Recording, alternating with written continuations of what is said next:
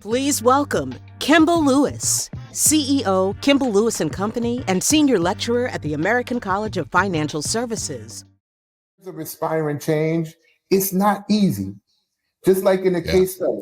In the case study, we saw what was going on with Angel and all the issues that they were going through. He didn't have the support of his leadership team.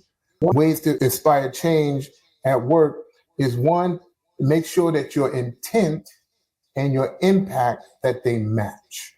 You want to also make sure you have a strong communication strategy. One that's related to social, written, verbal. And in the case of the case study, Angel, the CEO, he really needed to over communicate to the board and over communicate to his team to galvanize them behind his ideas and his vision.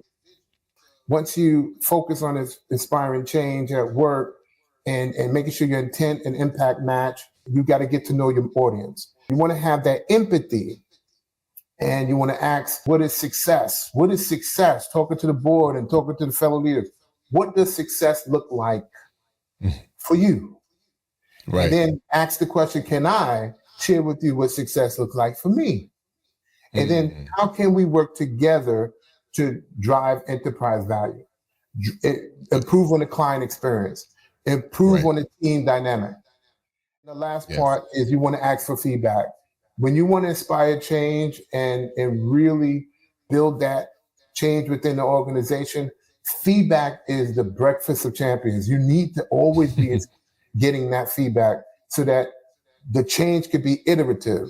It's not coming from top down and saying this is what it has to be done, but you need to see what's working, what's not, in an agile mindset to ensure that that change is adopted.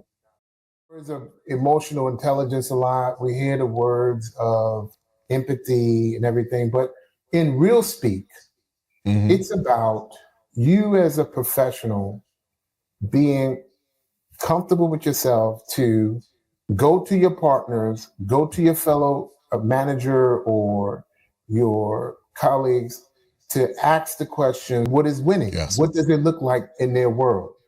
And show that you care.